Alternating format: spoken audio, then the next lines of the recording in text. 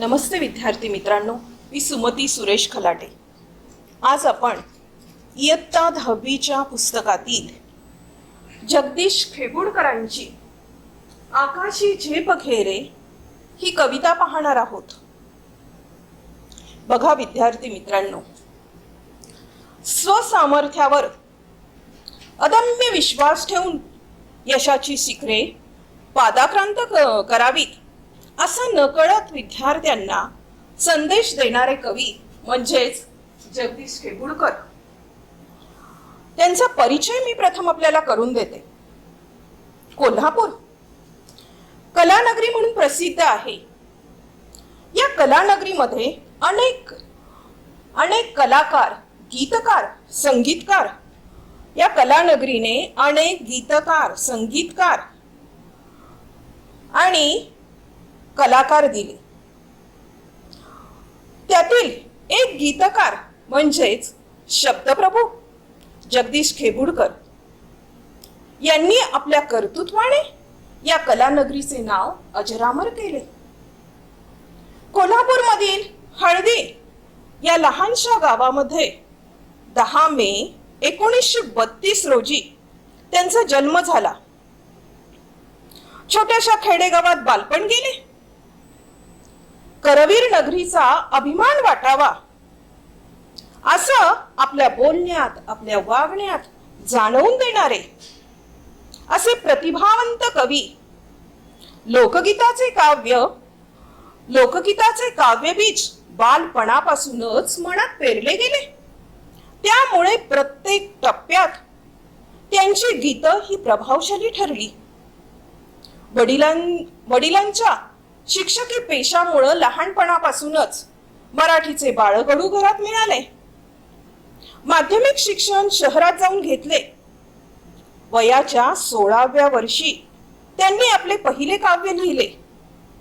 शालेय जीवनापासूनच कथा, नाट्य, काव्यरस घेणाऱ्या खेबुडकरांनी सुरुवातीला अगदी 1 रुपया मानधनावर काम केले, पण आपली कला, आपला छंद त्यांनी जोपासला।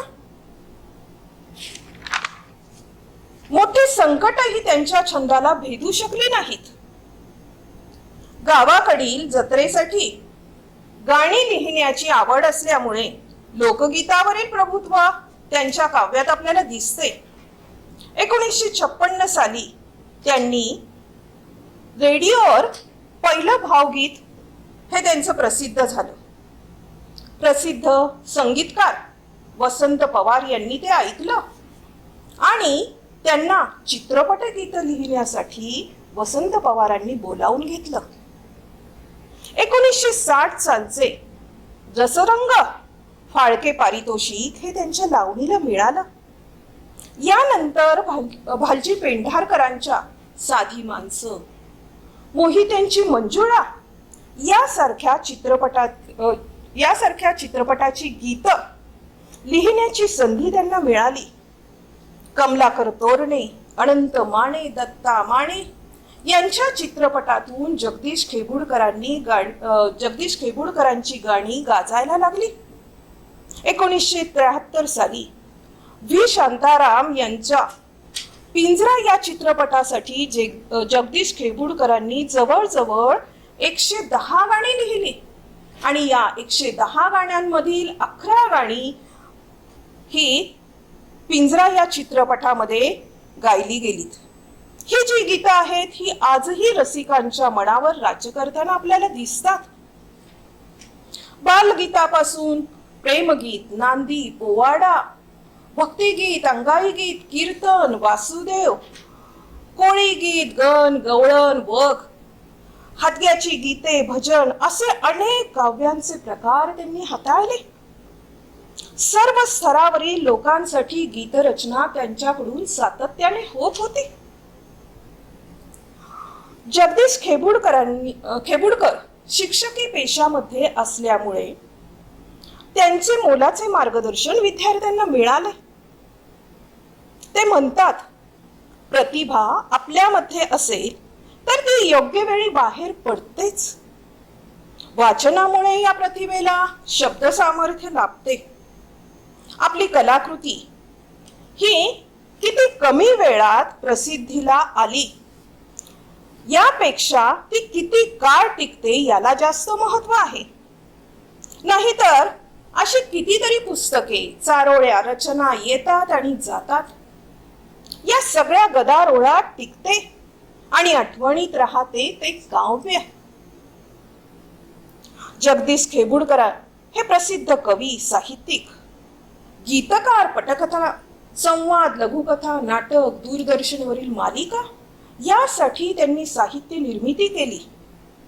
त्यांच्या गीताची वैशिष्ट्य म्हणजे साधे, सरळ परंतु अर्थगर्भ अशी ही गीते. नादमय असे त्यांच्या गीतातील शब्द. महाराष्ट्र शासनाच्या वतीने 11 वेळा सन्मानित त्यांना करण्यात आले. त्याशिवाय गदिमा पुरस्कार, कुसुमाग्रज साहित्य पुरस्कार, जीवन गौरव पुरस्कार अशा अनेक पुरस्कारांनी त्यांना गौरवण्यात आले. त्यांनी जवळजवळ 4000हून गीतांचं लेखन हे केलेलं आहे. जगदीश खेबुडकर म्हटलं की अगदी साधे व्यक्तिमत्व, साधे स्वाभिमानी असं व्यक्तिमत्व. आज अनेक गाणी त्यांची अजरामर आहेत. आज त्यातील एक काव्य आपण पाहणार आहोत. सुधीर फडके यांनी गायलेलं आराम हराम आहे या चित्रपटातील ते गीत आहे. चला तर प्रथम मी कवितेचं वाचन करते. आकाशी झेप घेरे पाखरा, सोडी सोन्याचा पिंजरा, तुझ भवती वैभव माया, फळ रसाळ मिळते खाया, सुख लोलूप झाली काया, हा कुठवर वेड्या घेसी आसरा, सोडी सोन्याचा पिंजरा. आकाशी झेप घेरे पाखरा, सोडी सोन्याचा पिंजरा, तुझ पंख दिले देवाने कर विहार सामर्थ्याने, तुझ पंख दिले देवाने कर विहार सामर्थ्याने, दरी डोंगर हिरवी राणे, जा ओलांडून या सरिता सागरा, सोडी सोन्याचा पिंजरा. आकाशी झेप घेरे पाखरा, सोडी सोन्याचा पिंजरा, कष्टाविन फळ ना मिळते, तुझ कळते परिणा वळते, हृदयात व्यथा ही जळते, का जीव बिचारा होई बावरा, हृदयात व्यथा ही जळते, का जीव होई बिचारा बावरा, सोडी सोन्याचा पिंजरा. आकाशी झेप घेरे पाखरा, सोडी सोन्याचा पिंजरा, घामातून मोती फुलले, श्रमदेव घरी अवतरले, घामातून मोती फुलले, श्रमदेव घरी अवतरले, घर प्रसन्नतेने नटले, हा योग जीवनी आला साजरा, घर प्रसन्नतेने नटले, हा योग जीवनी आला साजिरा, सोडी सोन्याचा पिंजरा. आकाशी झेप घेरे पाखरा, सोडी सोन्याचा पिंजरा. बघा विद्यार्थी मित्रांनो, आकाशी झेप घेरे, आकाशी झेप घेणे म्हणजे मन ध्येयाकडे उंच झेपावणे. आकाशी झेप घेरे पाखरा, सोडी सोन्याचा पिंजरा. झेप, झेप या शब्दाचा अर्थ आहे भरारी. येथे कवींनी पाखराच्या प्रतीकाचा वापर करून त्या ठिकाणी मानवाला स्वसमतांची जाणीव करून दिलेली आहे. बघा, कवींनी पाखराचा वापर करून मानवामध्ये स्वसमतांची जाणीव करून दिलेली आहे. परावलंबी मनाला मोलाचा या ठिकाणी संदेश दिलेला आहे, उपदेश केलेला आहे. त्या चंचल जे मन आहे, त्या चंचल मनाला ध्येयपूर्तीसाठी आकाशात उंच भरारी मार्ग असं कवी म्हणतात. तुझ भवती वैभव माया, फळ रसाळ मिळते खाया. तुझ भोवती म्हणजे तुझ्या भोवताली, तुझ्या भोवताली काय आहे? वैभव. वैभव म्हणजे संपत्ती, समृद्धी आहे. बघा पुढे, माया. माया याचा अर्थ पैसा, संपत्ती. रसाळ. रसाळ म्हणजे रसपूर्ण, मधुर अशी फळं. कवी म्हणतात हे पाखरा म्हणजेच हे माणसा. हा सोन्याचा जो पिंजरा आहे म्हणजे ज्यामध्ये कष्ट न करता आयते सर्व काही मिळते, संपत्ती मिळते, माया मिळते, असा हा सोन्याचा जो पिंजरा आहे तो सोडून तू आकाशी झेप घे. म्हणजेच स्वतःला सिद्ध करण्यासाठी ध्येयाकडे तू झेप घे आणि पुढे पुढे जात राहा. तुझ्या भोवती खूप आकर्षण असतील. तुझ्या भोवती भौतिक सुखाचा पाश आहे. ही जी भौतिक सुख आहेत ही कशी आहेत तर ही क्षणभंगूर आहे, क्षणिक आहे. परंतु तरी सुद्धा तू या पिंजऱ्यातून बाहेर पड. सोडी सोन्याचा पिंजरा. बघा पुढे काय म्हटलेलं आहे. सुख लोलूप झाली काया, हा कुठवर वेड्या घेसी आसरा. सुखलोलूप, सुखलोलूप म्हणजे सुखाची आसक्ती, सुखाची सवय. काया, काया या शब्दाचा अर्थ आहे शरीर. आसरा, आसरा म्हणजे आश्रम, आश्रय घेणे. बघा भौतिक सुखामुळे क्षणिक सुखाचा आनंद घेण्याची तुला सवय झाली. तुझ्या शरीराला, मनाला ऐशारामाची चटक लागली आहे. पण या सुखाच्या, या ऐश्वर्याचा कुठपर्यंत तू आसरा घेशील. स्वतःच सामर्थ्य जे आहे ते स्वतःच सामर्थ्य आजमावण्याचा तू प्रयत्न कर. बघा हा या जी सुखाची सवय लागलेली आहे, ऐश्वर्याची जी सवय लागली आहे, त्या ऐश्वर्याचा तू, त्या संपत्तीचा कुठपर्यंत आसरा घेशील आणि कुठपर्यंत परावलंबी जीवन तू जगशील. स्वतःच सामर्थ्य जे आहे ते आजमावण्याचा प्रयत्न कर आणि स्वातंत्र्यासाठी या पिंजऱ्याचा त्याग कर. या पिंजऱ्यातून तू बाहेर पड. पुढे पहा. तुझं पंख दिले देवाने, कर विहार सामर्थ्याने, दरी डोंगर हिरवी राणी, जा ओलांडुनी या सरिता सागर. बघा हा विहार, विहार या शब्दाचा अर्थ आहे संचार. सामर्थ्याने म्हणजे शक्तीच्या बळाने. सरिता, सरिता म्हणजे नदी. सागर, सागर म्हणजे समुद्र. काय म्हणतायत जगदीश खेबुडकर.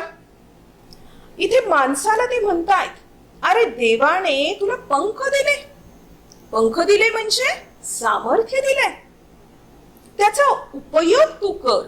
बघा देवाने तुला पंख दिले म्हणजे सामर्थ्य दिले, त्याचा उपयोग तू कर आणि विहार कर. तू आकाशात मुक्तपणे संचार कर. त्या सामर्थ्याचा तू वापर कर. म्हणजेच परमेश्वराने माणसाला बुद्धी, ज्ञान, देह दिलेले आहे. त्याचा उपयोग करून स्वतःची प्रगती करावी. आपण कष्ट केल्याशिवाय आपल्याला काही मिळत नाही आणि काही मिळणारही नाही. दरी डोंगर हिरवी राणे, नदी सागर ओलांडून म्हणजेच ध्येयापर्यंत पोहोचण्यासाठी वाटेमध्ये जे येणारे अडथळे आहेत, दरी डोंगर म्हणजे वाटेमध्ये येणारे अडथळे, अडचणी ज्या आहेत त्यांच्याशी तू सामना कर आणि पुढे पुढे जात राहा. स्वकष्टाचे महत्व येथे कवीने सांगितलेले आहे. बघा तुम्ही अगोदरच्या पाठामध्ये अरुणिमाची गोष्ट ही अनुभवली आहे. अरुणिमाने शारीरिक व्याधींवर कशी मात केली. कष्टाने, संघर्षाशिवाय ध्येय हे गाठता येत नाही हे अरुणिमाने दाखवून दिलं. म्हणजेच कष्टाविन फळना मिळते, तुझं कळते परिणा वळते, हृदयात व्यथा ही जळते, का जीव विचारा होई वावरा. बघा जगदीश खेबुडकरांचे जर आपण शब्द बघितले तर हे शब्द या काव्याच्या पंक्ती किती साध्या, सरळ आणि नादमय अशा असतात, सोप्या अशा असतात. त्याच्यामधून यमक, अनुप्रास हे अलंकार त्या ठिकाणी आपल्याला अनुभवता येतात. फळना मिळते, परीना वळते, व्यथा ही जळते. बघा, का जीव बिचारा होई वावरा. कष्टाविना म्हणजे कष्टाशिवाय. परी म्हणजे पण, परंतु. व्यथा या शब्दाचा अर्थ आहे दुःख, वेदना. बघा, वावरा गोंधळलेला, वावरलेला. बिचारा या शब्दाचा अर्थ आहे गरीब. आपल्याला संघर्ष हा नेहमी करावा लागतो आणि संघर्ष जो आहे हा नेहमी स्वतःलाच करावा लागतो. कष्टाशिवाय फळ, आनंद, सफलता, यश मिळत नाही हे कळते आपल्याला, परंतु वळत नाही. आणि म्हणूनच कवी सांगतात की आळस सोडून प्रयत्नवादाची, कष्टाची, परिश्रमाची कास ही धरावयास हवी. कष्ट केल्याशिवाय कधीच यश मिळत नाही. तेव्हा मेहनत कर, कष्ट कर, हे कवी मनावर ठसवतात. आणि त्याबरोबर मनामध्ये जी स्वातंत्र्याची ओढ आहे ती सुद्धा तू पूर्ण कर असे ते सांगतात. बघा, उदाहरणच बघायचं झालं तर लता मंगेशकर, सचिन तेंडुलकर, अब्दुल कलाम यांनीही स्वकष्टाने अडचणींवर मात करून, अडचणींना तोंड देऊन यशाची शिखरे ही पादाक्रांत केली. पुढे पाहू. कामातून मोती फुलले, श्रमदेव घरी अवतरले, घर प्रसन्नतेने नटले, हा योग जीवनी आला साजिरा. बघा, अवतरले या शब्दाचा अर्थ प्रकटले. प्रसन्नता म्हणजे टवटवीतपणा, आनंद. नटले म्हणजे शोभले. योग या शब्दाचा अर्थ आहे घटना. साजिरा म्हणजे सुंदर. बघा, श्रमदेव घरी आले म्हणजे कष्टाचा ईश्वर ही कल्पना केलेली आहे. जगदीश खेबुडकरांनी श्रमदेवाची कल्पना केलेली आहे. कष्टातून मिळवलेला जो आनंद आहे हा वेगळाच आहे. आणि म्हणून कवी म्हणतात, कष्टातून कमावलेल्या धनाने श्रमदेवता प्रसन्न होते. धान्याला मोत्याची उपमा या ठिकाणी कवींनी दिलेली आहे. श्रमदेव ही वेगळी अशी कल्पना कवींनी या ठिकाणी केलेली आहे की कष्टामुळं श्रमदेव प्रसन्न होतात. कष्टामुळे सुख, समृद्धी ही घरात येते. स्वसामर्थ्याची कवीने इथे जाणीव आपल्याला करून दिलेली आहे. आपल्यातील गुण ओळखून या गुणांची जोपासना करावी असं कवी आपल्याला सांगतायत. म्हणजेच काय तर जीवनात अनेक चांगले योग येतात आणि त्यामुळे अनेक संधी आपल्याला उपलब्ध होतात. मग त्या संधींच्या बरोबर सुख, समृद्धीही आपल्याला मिळते, प्रसन्नता ही मिळते. या कवितेतून जगदीश खेबुडकरांनी विद्यार्थ्यांना स्वकष्टाचे महत्त्व सांगितले आहे. माणसाने सभोवताली दिसणाऱ्या मोहाला, लोभाला बळी पडू नये. आपल्या भोवती असलेले सुरक्षिततेचे जे कवच आहे, परावलंबित्वाचे जे कवच आहे ते भेदावे असं कवी या ठिकाणी विद्यार्थ्यांना सुचवतात. तसेच स्वतःच्या सामर्थ्यावर, क्षमतांवर विश्वास ठेवावा आणि यशाची शिखरे पादाक्रांत करावीत. उत्तम यश मिळवून त्याचा आनंद घ्यावा. हाच संदेश जगदीश खेबुडकर आपल्याला कवितेतून देतात. या कवितेमधले शब्दार्थ आपण बघितले. वाक्यप्रचार हे मी आपल्याला सांगते. आकाशी झेप घेणे, मन ध्येयाकडे उंच झेपावणे. विहार करणे म्हणजे संचार करणे, विहरणे. फळ मिळणे याचा अर्थ कार्य यशस्वी होणे, ध्येय गाठणे.